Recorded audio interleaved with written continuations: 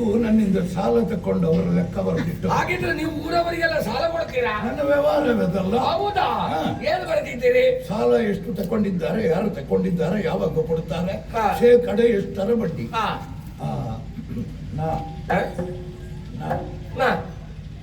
ಇಲ್ವಾ? ಮಾರಾಯ ನಿನ್ನ ಹೆಸರು ನಾದಿಂದ ಆರಂಭಲ್ವೋ? ನಂದ್ಯಪ್ಪಲ್ವೋ?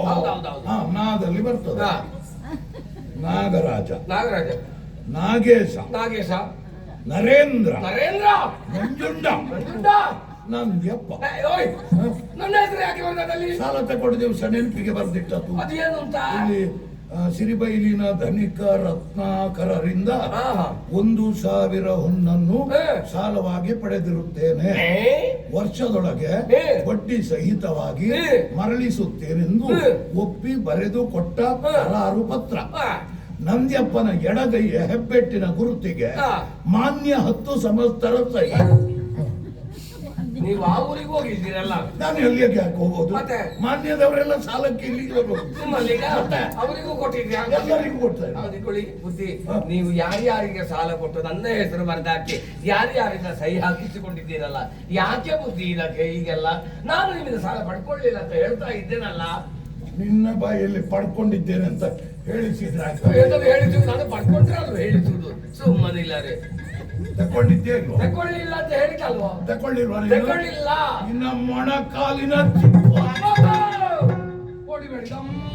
ತಕೊಂಡಿದ್ದೇ ಇಲ್ವಾ? ಆಯ್ತು, ತಕೊಂಡಿದ್ದೇನೆ. ಯಾಕೆ ಕೊಡ್ಲಿಲ್ಲ? ಹೇಳಿದಂತ ಸಮಯಕ್ಕೆ ತೀರಿಸಬೇಕಾದ್ದು ನನ್ನ ಕರ್ತವ್ಯವಾಗಿತ್ತು. ಆದ್ರೆ ಏನು ಮಾಡುದು? ಏನಾಯ್ತು? ಕೃಷಿ ಕೈ ಕೊಟ್ಟ ಕಾರಣ ನಿಮ್ಮಿಂದ ಪಡ್ಕೊಂಡ ಸಾಲವು ನನಗೆ ತೀರಿಸುವುದಕ್ಕಾಗ್ಲಿಲ್ಲ. ಹಾಗಾಗಿ ಕೈ ಮುಗಿದು ಬೇಡಿಕೊಳ್ಳುತ್ತಾ ಇದ್ದೇನೆ, ಈ ರೈತನ ಸಾಲ ಮನ್ನಾ ಮಾಡ್ತೀರಾ?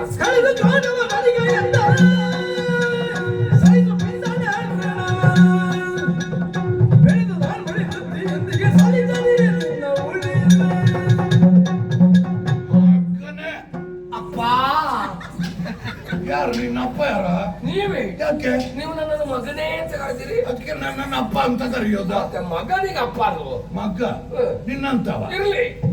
ನಿನ್ನಂತ ಮಗ ನನ್ಗೆ ಹುಟ್ಟಿದ್ರೆ ಹೆತ್ತ ಹೆಂಡತಿಯನ್ನ ಹೆರಿಗೆ ಮಾಡಿಸಿದ ಸೂಲಗಿತ್ತಿಯಲ್ಲ ಹುಟ್ಟಿದ ನಿನ್ನನ್ನ ಒಂದೇ ಹೊಂಡಕ್ಕೆ ಹಾಕಿ ಮುಚ್ಚುತ್ತಿದ್ದೆ. ಯಾಕೆ ಅಪ್ಪ ಅಂತ ಕರಿಬೇಡ.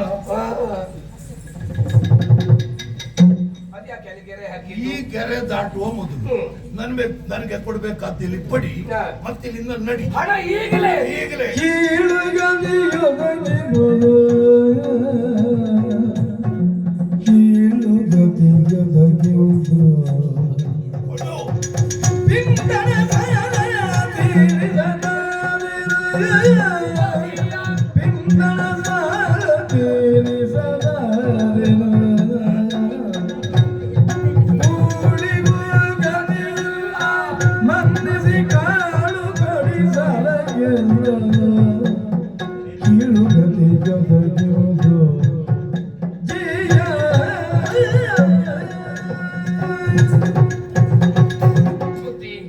ಅಧಿಕಾರದಿಂದ ಗದರಿಸುವ ಹಕ್ಕು ನಿಮಗಿದೆ ಸ್ವಾಮಿ.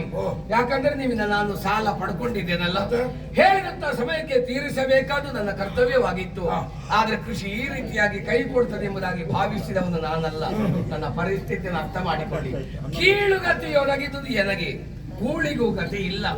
ಮನೆಯಲ್ಲಿ ಹೆಂಡತಿ ಮಕ್ಕಳು ಉಪವಾಸದಲ್ಲಿದ್ದಾರೆ, ಹಸಿವೆ ಹಸಿವೆ ಎಂಬುದಾಗಿ ಅಳುತ್ತಾ ಇದ್ದಾರೆ.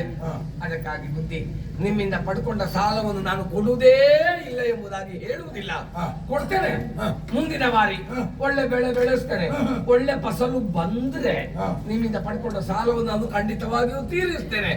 ಈಗ ಸ್ವಲ್ಪ ಸಾಲ ಕೊಡ್ತೀರಾ?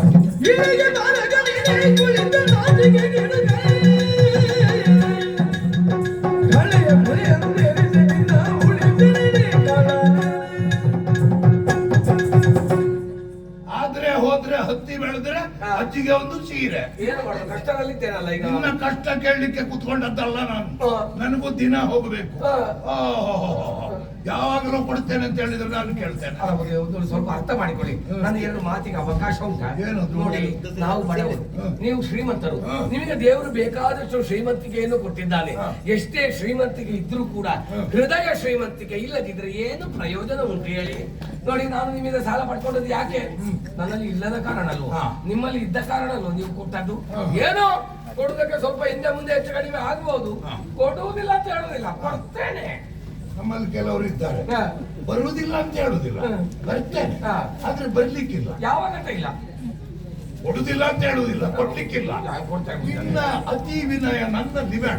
ನಾನು ಬಹಳ ಕಷ್ಟದಲ್ಲಿದ್ದೇನೆ. ನೀನು ಇವತ್ತು ಕೊಡದೆ ಇದ್ರೆ ನಿನ್ನ ತಲೆ ಕೆಳಗೆ ಮಾಡಿ ಆ ತಲೆಗೆ ನೇತಾಕ್ತೇನೆ, ಬಿಡ್ತೇನೆ. ಹೌದಾ?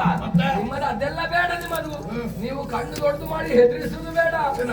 ಏನಾಗುತ್ತದೆ ಹಾಗೆ ಹೆದರಿಸಿದ್ರೆ ನಾನು ನೇರ ಕಾಡಿಗೆ ಹೋಗ್ತೇನೆ. ಕಟ್ಗೆ ತರಲಿ ಅಲ್ಲ, ಮತ್ತೆ ಒಂದು ಹಗ್ಗ ಹಿಡ್ಕೊಂಡು ಹೋಗಿ ಕಾಡಿನಲ್ಲಿ ನಾನು ಆತ್ಮಹತ್ಯೆ ಮಾಡಿಕೊಳ್ತೇನೆ. ನನಗೇನು ಸೂತಕ ಇಲ್ಲ, ಸೂತಕ ಇಲ್ಲ. ಸಾಯುವಾಗ ಹಾಗೆ ಸಾಯ್ಲಿಕ್ಕಿಲ್ಲ. ನಾನು ನಿಮ್ಮ ಹೆಸರು ಬರ್ದಿಟ್ಟು ಸಾಯ್ತೇನೆ. ಆಮೇಲೆ ಕತ್ತಲೆ ಕೋಣೆಯಲ್ಲಿ ಕೊಳೆಯುವಾಗ ಗೊತ್ತಾಗ್ತದೆ ನಿಮಗೆ. ಅದೇ ಈಗ ನಂದೆಪ್ಪ 1,000ಕ್ಕೆ ಬೇಕಾಗಿ ಹಾಗೆಲ್ಲ ಮಾಡೋದಿಲ್ಲ. ಮತ್ತೆ ನೀವು 1,000ಕ್ಕೆ ಬೇಕಾಗಿ ಹಾಗೆ ಕೊಡು ಕೊಡು ಕೊಡು ಅಂತ ಎಷ್ಟೆಷ್ಟು ದೊಡ್ಡ ಸಾಲದವರು ಇದ್ದಾರೆ ಗೊತ್ತುಂಟ ನಿಮಗೆ. ಅವರೇ ಕೇಳುದಿಲ್ಲ, ನಿಮ್ಮದೊಂದು ಬೇರೆ ಬೇಜಾರಾಗದೆ ಇರ್ತದೆ. ಈಗ ಕೇಳಿದ್ರೆ ಕೂತ್ಕೋ ಕೂತ್ಕೋ. ಹೌದಾ?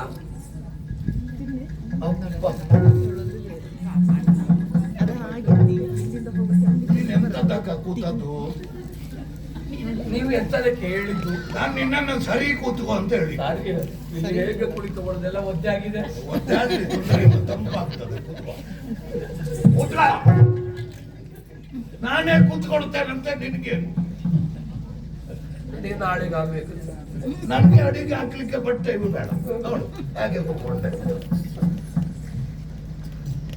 ಅಲ್ಲೇಪ್ಪ 1,000ಕ್ಕೆ ಬೇಕಾಗಿ ಕಾಡಿಗೆ ಹೋಗಿ ಹಗ್ಗ ತಕೊಂಡು ನಾನು ಸಾಯುವುದೇ. ಸಾವು ಯಾರನ್ನು ಬಿಟ್ಟಿದೆ? ಯಾರನ್ನು ಬಿಟ್ಟಿಲ್ಲ. ಇವತ್ತು ಆಚೆ ಮನೆ ಹೋಗಿ ಸತ್ತೋದ. ಹೌದು. ನಾಳೆ ನೀನು ಸತ್ತೋಗ್ತಿ, ನಾಡಿದ್ದು ನೀವು ಸಾಯ್ತೀರಿ. ನಾನ್ ಸಾಯ್ಲಿಕ್ಕಿಲ್ಲ, ನಾನ್ ಸಾಯ್ಲಿಕ್ಕಿಲ್ಲ. ನೀವು ಶಾಶ್ವತವ. ನಾನು ಕೆಲವರನ್ನೆಲ್ಲ ತೆಗೆದೇ ಸಾಯ್ತು. ಬಡತನ, ಕಷ್ಟ, ಊಟಕ್ಕಿಲ್ಲ, ಹೌದು, ಉಡುವುದಕ್ಕಿಲ್ಲ ಅಂತ ನಿನ್ನಲ್ಲಿ ಕೊಡು ಕೊಡು ಅಂತ ಹೇಳಿದ್ರೆ ಎಲ್ಲಿಂದ ಕೊಡುದು? ಕೇಳಿಬಿಟ್ನಲ್ಲ ನಾನು. ಹೌದು. ನನಗೇನು ಹುಚ್ಚ? ಹೌದಾ? ಮಾತಿಗೆ ಹೇಳಿದ್ದ. ಮಾತಿಗ ಹಾಗೆಲ್ಲ ಹೇಳಬೇಡ. ಇಷ್ಟು ಬಡತನ ಆದ್ರೂ ಈಗ ನಿಮ್ಮನೆಯಲ್ಲಿ ನೀವು ಸ್ನಾನ ಮಾಡ್ತೀವಿ. ಮತ್ತೆ ಸ್ನಾನ ಮಾಡದೆ ದಿನೋ ಸ್ನಾನ ಮಾಡ್ತೇವೆ. ತಣ್ಣೀರಲ್ಲೇ ಬಿಸಿ ನೀರು. ನಮಗೆ ಬಿಸಿ ನೀರೇ ಆಗ್ಬೇಕು. ಕಾಯಿಸುವುದು ಮಣ್ಣಿನ ಹರಿವೆಯಲ್ಲಿಯೋ ತಾಮ್ರದ ಹಂಡೆ? ಅದು ತಾಮ್ರದ ಹಂಡೆ. ಹೌದು. ಹೌದೌದು. ಸಾಮಾನ್ಯ ಎಷ್ಟು ದೊಡ್ಡ ಒಂದು 15 ಕೊಡ ನೀರು ಹಿಡಿತಾರೆ ಅದರಲ್ಲಿ. ಹೌದೌದು. ಒಳ್ಳೆ ಹಂಡೆ, ಹಳೆ ಹಂಡೆ. ಮೊದಲಿನವರು ಉಪಯೋಗ ಮಾಡ್ತಾ ಇದ್ರು ಅದನ್ನು. ಸಾಕು, ಅಷ್ಟಾದ್ರೂ ಉಂಟಲ್ಲ. ಅಷ್ಟೇ ಇರುದು. ಮತ್ತೆ ಹೆಂಡತಿ ಮಕ್ಕಳಿಗೆ ಚಿನ್ನ ಗಿನ್ನ ಏನಾದ್ರೂ ಮಾಡಿಸಿದ್ಯಾ? ಒಳ್ಳೆ ಕಥೆ ಇವರದ್ದು. ನಾನು ಸಾಲದಲ್ಲಿ ಮುಳುಗಿದ್ದೇನೆ, ಚಿನ್ನದ ವಿಷಯ ಮಾತಾಡ್ತಾರೆ. ಎಲ್ಲಿಂದ? ಇಲ್ಲ. ಚಿನ್ನ ಅಂತ ಇದ್ರೆ ಹೆಂಡತಿಯ ಕೊರಳಲ್ಲಿ ತಾಳಿ ಒಂದು ಚಿನ್ನದ್ದು. ಅಷ್ಟಾದ್ರೂ ಉಂಟಲ್ಲ. ಅಷ್ಟೇ ಇರುವುದು. ಸಾಕು ಸಾಕು. ಮತ್ತೆ ಹೇಳಿದಾಗೆ ಈ ವಾಸ ಮಾಡುವ ಮನೆ ಹೇಗುಂಟ? ಮನೆಯ ಬಗ್ಗೆ ಹೇಳಿ ಸುಖ ಇಲ್ಲ. ಸೂರ್ಯ ಚಂದ್ರರು ಯಾವಾಗಲೂ ಮನೆಯ ಒಳಗೆ. ಅದೇ ಆಕಾಶದಲ್ಲಿ ಜಾಗ ಇಲ್ವ? ಅಲ್ಲ, ಮತ್ತೆ ಮನೆಯ ಮಾಡು ತೂತು ನೇರ ಒಳಗೆ. ಹಾಗೆ ಇನ್ನು ಮಳೆಗಾಲದಲ್ಲಿ ನೀರ ಮೇಲೆ ಇರುದು. ನಾವು ಮಾಡಿಲ್ಲದಿದ್ರೆ ಗೋಡೆ ಉಳಿತದ? ಎಲ್ಲಿಂದ? ಬಿಡು. ಕೃಷಿ ಮಾಡ್ತೇನೆ ಅಂತ ಹೇಳಿದ್ಯಲ್ಲ? ಹೌದು. ಆ ಕೃಷಿ ಭೂಮಿ ಯಾರ ಹೆಸರಲ್ಲಿ ಉಂಟ? ಅದು ನನ್ನ ಹೆಸರಲ್ಲಿಯೇ ಉಂಟು. ಹೌದಾ? ಹೌದೌದು. ಒಂದು ಕೆಲಸ ಮಾಡು. ಏನು ಮಾಡ್ಬೇಕು? ನಿನ್ನಲ್ಲಿ ಕೊಡ್ಲಿಕ್ಕಿಲ್ಲ. ಏನಿಲ್ಲ. 15 ಹೊಡಪನ ನೀರು ಹಿಡಿತದೆ ಅಂದೆಲ್ಲ ಹಂಡೆ. ಹಂಡೆ. ಆಮೇಲೆ ನಿನ್ನ ಹೆಂಡತಿ ಕುತ್ತಿಗೆಯಲ್ಲಿರುವ ತಾಳಿ ತಾಳಿ, ಆಮೇಲೆ ನಿನ್ನ ಜಾಗದ ಹೌದು ಕ್ರಯ ಪತ್ರ, ಹೌದು. ಇದಿಷ್ಟನ್ನ ನಾಳೆ ನನಗೆ ತಂದು ಕೊಡು. ಅದು ನಿಮಗಕ್ಕೆ? ಅಲ್ಲಿಗೆ ನೀನು ಸಾಲದಿಂದ ಮುಕ್ತ. ಈಗ ಸಾಲದಿಂದ ಮುಕ್ತ ಆಗುವುದಕ್ಕೆ ಬೇಕಾಗಿ ತಾಮ್ರದ ಹಂಡೆ, ಚಿನ್ನದ ತಾಳಿ, ಆ ಬಳಿಕ ನನ್ನ ಆಸ್ತಿ ಪತ್ರ ನಿಮಗ ಕೊಡ್ಬೇಕಾ? ಹೇಗೆ ಮತ್ತೆ ನಾವೆಲ್ಲಿಗೆ ಹೋಗುದು? ನೀನು ಎಲ್ಲಿಗೆ ಬೇಕಾ? ಎಲ್ಲಿಗೆ? ದೊಡ್ಡ ಶ್ರೀಮಂತರ ಕ್ರಮವೇ ಹೀಗೆ. ಬಡವರಿಗೆ ಸಾಲ ಕೊಡುವುದಕ್ಕೆ ಆಗದಿದ್ರೆ ಅವರ ಆಸ್ತಿಯನ್ನೆಲ್ಲ ವಶಪಡಿಸಿ. ಯಾಕೆ ಬುದ್ಧಿ ನಿಮಗೆ ಹೀಗೆಲ್ಲ? ಬಡವನ ಮೇಲೆ ನಿಮಗೆ ಸ್ವಲ್ಪ ಕನಿಕರ ಇಲ್ವ? ನಿಮಗೆ ಹೃದಯ ಇಲ್ವೋ? ಹೊಟ್ಟೆಯಲ್ಲಿ ನಿಮಗೆ ಸ್ವಲ್ಪ ಕರುಳು ಇಲ್ವ ನಿಮಗೆ?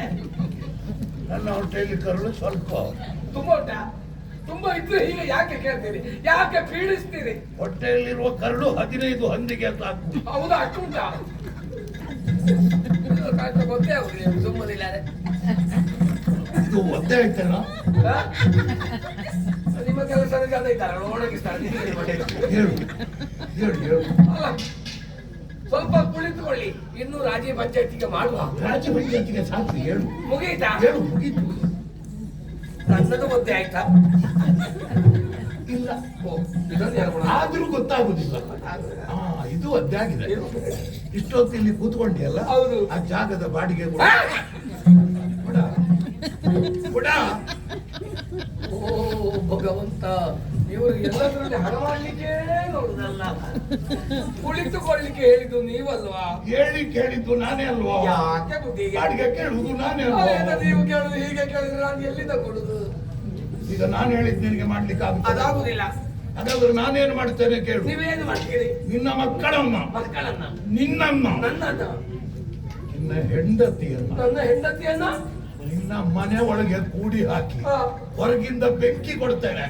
ನಮ್ಮ ಬುದ್ಧಿ ಹಾಗನ್ನು ಮಾಡಬೇಡಿ, ನಿಮಗೆ ಕೈ ಮುಗಿತೇನೆ, ನಿಮ್ಮ ಕಾಲು ಕಾಲು ಹಿಡಿಯೋದಲ್ಲ, ನೀನು ತಲೆ ಕೆಳಗೆ ಮಾಡಿದ್ರು ನಿನ್ನನ್ನು ಕ್ಷಮಿಸುವುದಿಲ್ಲ. ನಾನು ಹೇಳಿದಷ್ಟು ಮಾಡದೇ ಇದ್ರೆ ಬೆಂಕಿಯಲ್ಲಿ ಬಿದ್ದು ಬೆಂದು ಹೋಗ್ತಿ.